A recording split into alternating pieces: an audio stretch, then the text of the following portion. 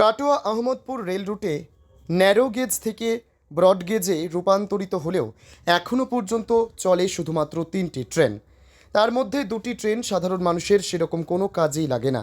তাই হাওড়া থেকে শিয়ালদা ভায়া আহমদপুর কাটোয়া হয়ে ট্রেন বৃদ্ধির দাবি জানিয়ে রবিবার সকালে কিন্নাহার রেল স্টেশনে আহমদপুর কাটোয়া রেলওয়ে প্যাসেঞ্জার অ্যাসোসিয়েশনের সদস্যরা সংশ্লিষ্ট স্টেশন চত্বরে একটি বিক্ষোভ করার পর গণ ডেপুটেশনের মাধ্যমে স্টেশন মাস্টারকে একাধিক দাবি নিয়ে স্মারকলিপি জমা দিলেন আন্দোলনকারীরা।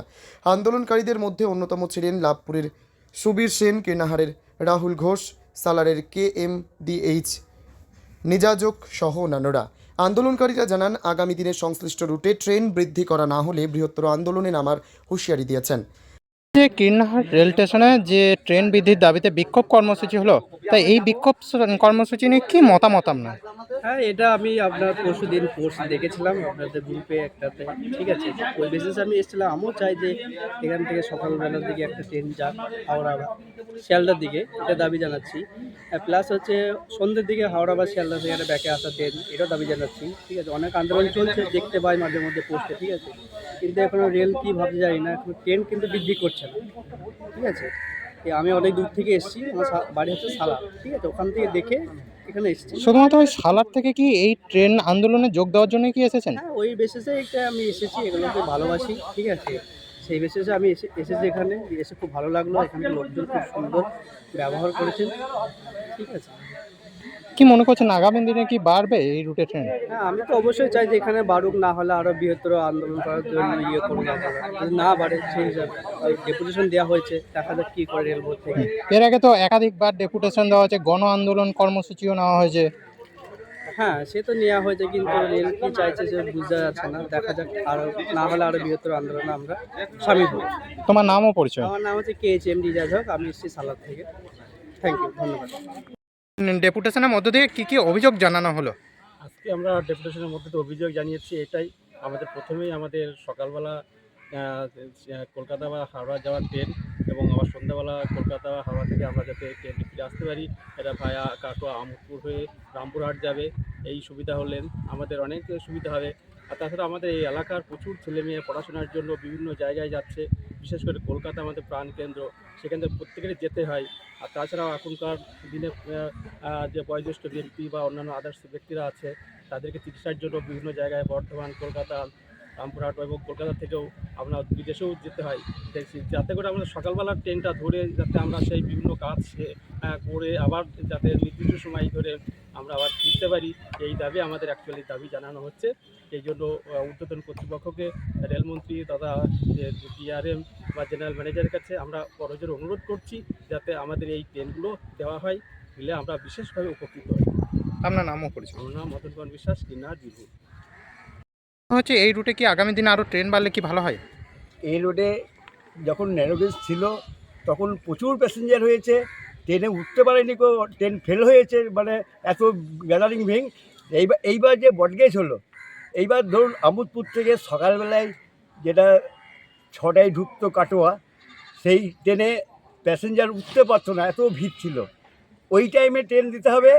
আবার এদিকে যেমন আমোদপুর আসছে, ওই ট্রেনটাও আসতে হবে।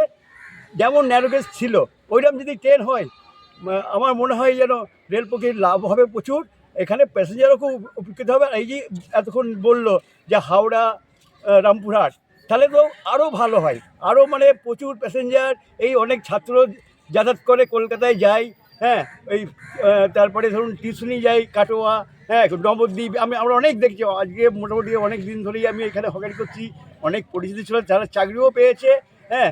তারা বলছে ওইরকম ট্রেন হলে পরে মোটামুটি খুব ভালোই হবে। আর এই যে ধরুন যারা চিকিৎসার ব্যাপারে এখান থেকে গাড়ি করে যেতে হয়, এই ট্রেনে যদি যায়, ট্রেন পেয়ে যায়, তাহলে তাকে চিকিৎসা করিয়ে আবার এই ট্রেন যদি পেয়ে যায়, তাহলে তার খরচাও কমবে বা প্যাসেঞ্জার হবে বা রেলেরও ইনকাম হবে। এখন কটা ট্রেন চলে? এখন চলে 3টে, তার মধ্যে 8টা 20-তে ছাড়ছে কাটোয়া থেকে, হ্যাঁ, আর একটা ছাড়ছে 6টা 35-এ, তারপরে 8টা 20, তারপরে 10টা 32। কিন্তু আমি দেখতে পাচ্ছি যে 10টা 32-এ ছাড়ছে, প্যাসেঞ্জার তো নেই, কয়েকটা প্যাসেঞ্জার, হ্যাঁ। আচ্ছা, সকালে যে ট্রেনটা ছাড়ছে ওটাও খুব একটা প্যাসেঞ্জার নেই। হ্যাঁ, একমাত্র 8:20 যেটা ছাড়ছে ওইটাই প্যাসেঞ্জার হয় আমোদপুর যাওয়ার। কিন্তু ওই যে 6:35 কাটোয়ায় ছাড়ছে, ওইটা 6টা যদি আমোদপুর থেকে ছাড়তো তাহলে আমার মনে হয় যেন খুব লাভজনক হতো বা খুব কাউন্টার সেল হতো বা সবই হতো এইটা। এখন কি মনে করছেন নতুন ট্রেন দিলে কি এই রুটে কি জনসংখ্যা বৃদ্ধি পাবে? অবশ্যই পাবে, অবশ্যই জনসংখ্যা বৃদ্ধি পাবে। বা এই ট্রেন যদি হয়, হ্যাঁ, তাহলে পরে প্যাসেঞ্জার হবে, আগে হয়ে যা এখনও হবে, এখন তার থেকে বেশি হবে। কারণ হচ্ছে হ্যাঁ ভাড়া কম। এখন ধরুন মিনিমাম 10 টাকা, হ্যাঁ, এইরকম বাসে হচ্ছে সেটা 25 টাকা, সেটা হচ্ছে এখানে 10 টাকা। প্রচুর প্যাসেঞ্জার হবে, এটা আমি আমার অভিজ্ঞতা থেকে বলছি, হবেই একদম। আপনার নামও পড়ছে? আমার নাম সুজিত মাঝি। আপনি কি এই হকারি করেন? আমি হকারি করি, আমি ন্যারো গেজ থেকে করছি, আজ প্রায় 30 বছর হয়ে গেল। মেন দাবি আমাদের কলকাতা যাওয়া আসা ট্রেনের দাবি। বিগত 4 থেকে 5 বছর ধরে আমরা যুদ্ধ করছি, তার পরিপ্রেক্ষিতে 2টি ট্রেন বেড়েছে, কিছু মানুষের সুবিধা হচ্ছে ঠিকই, কিন্তু আমাদের মেন দাবি কলকাতা যাওয়া আসার, রামপুরহাট থেকে হাওড়া এবং রামপুরহাট থেকে শিয়ালদা ভায়া কাটোয়া আমোদপুর ব্যান্ডেল হয়ে, এটাই আমাদের প্রথম থেকেই দাবি করে আসছি। কারণ হচ্ছে এই এলাকার মানুষজনদেরকে 20 থেকে 30 কিলোমিটার দূরে ট্রেন ধরতে যেতে হয়। কোথায় যেতে হয়? বোলপুর শান্তিনিকেতন, আহমেদপুর জংশন অথবা কাটোয়া জংশন। তা বাড়ির কাছে একটা রেল লাইন থাকতে কয়েকশো কোটি টাকার প্রকল্প পড়ে আছে, তা আমাদেরকে এত কষ্ট করতে হবে কেন? আমরা অলরেডি সমস্ত নেতা মন্ত্রী থেকে এমপি এমএলএদের কাছেও লিখিতভাবে জানিয়েছি, এবং গত 2 মাস আগে নানুরের বিধায়ককে নিয়েও আমরা জেনারেল ম্যানেজার ডিআরএমের কাছেও গিয়েছিলাম, সেখানে একটা অলরেডি চিঠিও দিয়েছে। সেখানে দেখা যাচ্ছে যে রেল বোর্ডের কাছে কিছু ট্রেনের জন্য পাঠিয়েছে প্রস্তাব, সেগুলো হলে হয়তো কিছুটা কাজে লাগবে। যেমন আমরা 2টি ট্রেনের নামকরণ করেছি, এই রুটের ওপর সবচাইতে বেশি 51 সতীপীঠ আছে, সেই জন্যে মা ফুল্লারা ফার্স্ট প্যাসেঞ্জার বলে একটি ট্রেনের নামকরণ করা হয়েছে এবং সেই ট্রেনটি সকালবেলায় বিশ্বভারতীর আগে 4:40 থেকে 5টার মধ্যে রামপুরহাটে ছাড়ার টাইম দেওয়া হয়েছে, এবং হাওড়াতে টাইম দেওয়া হয়েছে 6টা থেকে 6:30টার মধ্যে, সেটা আবার রিটার্ন আসবে। সেই ট্রেনটির নামকরণ করা হয়েছে মা ফুল্লারা ফার্স্ট প্যাসেঞ্জার। এবং দ্বিতীয় একটি ট্রেনের নামকরণ করা হয়েছে রাঙামাটি এক্সপ্রেস, সেটি আপনার রামপুরহাট থেকে শিয়ালদা ভায়া কাটোয়া আমোদপুর ব্যান্ডেল হয়ে চালানো, এবং বেশ কিছু ট্রেন এক্সটেনশন করার জন্য বলা হয়েছে রামপুরহাটের সাথে ব্যান্ডেলের, তাতে মানুষের সুবিধা হবে। এই এলাকার মধ্যে 4টি বিধানসভা পড়ছে এবং 2 থেকে 3টি লোকসভার মধ্যে পড়ছে। কম করে 60 লক্ষ থেকে 70 লক্ষ মানুষের বাস, ঠিক টাইমে ট্রেন চালালে রেলেরও ইনকাম বৃদ্ধি পাবে, মানুষেরও যাতায়াতের সুবিধা হবে। কারণ হচ্ছে এই এলাকার মানুষজনদেরকে সকালবেলায় উঠে কলকাতা যেতে হয় নানান কাজে, চিকিৎসার ক্ষেত্রে, পড়াশোনার ক্ষেত্রে, ব্যবসার ক্ষেত্রে বহু কষ্ট করতে হয় রেল লাইন থাকতে। তা আমরা সরকারের কাছে এবং মাননীয় এমপি এমএলএদের কাছেও অনুরোধ জানাচ্ছি যে আপনারা দয়া করে লোকসভায়, রাজ্যসভায় রেলমন্ত্রী, প্রধানমন্ত্রীর কাছে প্রস্তাবটা তুলে ধরুন। কারণ হচ্ছে আপনার এলাকার মানুষজনদেরই কষ্ট হচ্ছে, আমরা বহুদিন ধরে চেষ্টা চালিয়ে যাচ্ছি, দয়া করে বিষয়টা দেখার অনুরোধ এমপি এমএলএ এবং রেলমন্ত্রীর কাছে। আগামী দিনে কি সুরাহা হবে বলে মনে করছেন? দেখুন, আমরা চেষ্টা চালিয়ে যাচ্ছি, আমাদের তো ক্ষমতা সীমিত, আমরা চেষ্টা চালিয়ে যাচ্ছি। সাধারণ মানুষ এগিয়ে এলে নিশ্চয়ই হবে, কেন হবে না? 2টো ট্রেন বেড়েছে এবং ভবিষ্যতেও বাড়বে আশা রাখছি আমরা। শিয়ালদা কাটোয়া ট্রেনটাও যদি এক্সটেনশন করে তাতেও সুবিধা হবে কিছু মানুষের। হ্যাঁ, আমরা চেষ্টা চালিয়ে যাচ্ছি। আমরা প্রত্যেকটা মানুষকে অনুরোধ জানাবো এবং রেলের দপ্তর যারা জনপ্রতিনিধি আছে তাদেরকেও অনুরোধ জানাবো যেন দয়া করে লোকসভায়, রাজ্যসভায় রেলমন্ত্রীর কাছে বিষয়টা তুলে ধরুন, এটাই অনুরোধ। সুবিশ সেন।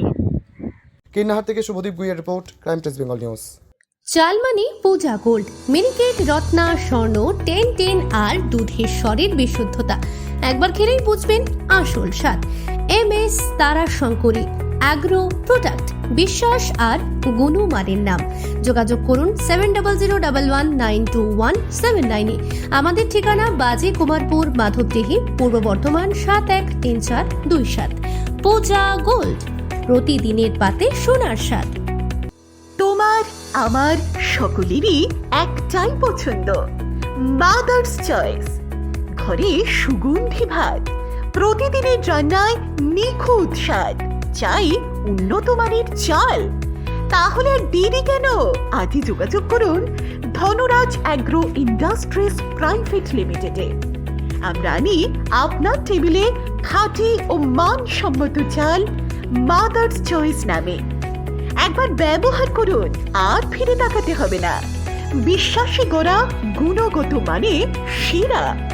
মাদার্স চয়েস, মা যেমন চান চাল তেমনই।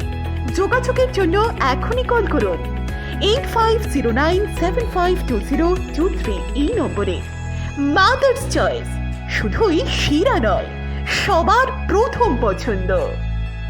এখন সোনার গয়নায় বিশ্বস্ত নাম এনপিএস জুয়েলারি।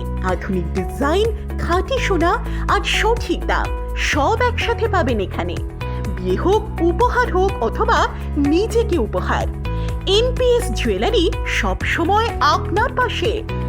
আসুন, কালীতলা বাজার, শ্রীপুর, বদনগঞ্জ রোড, কামারপুকুর, হুগলি।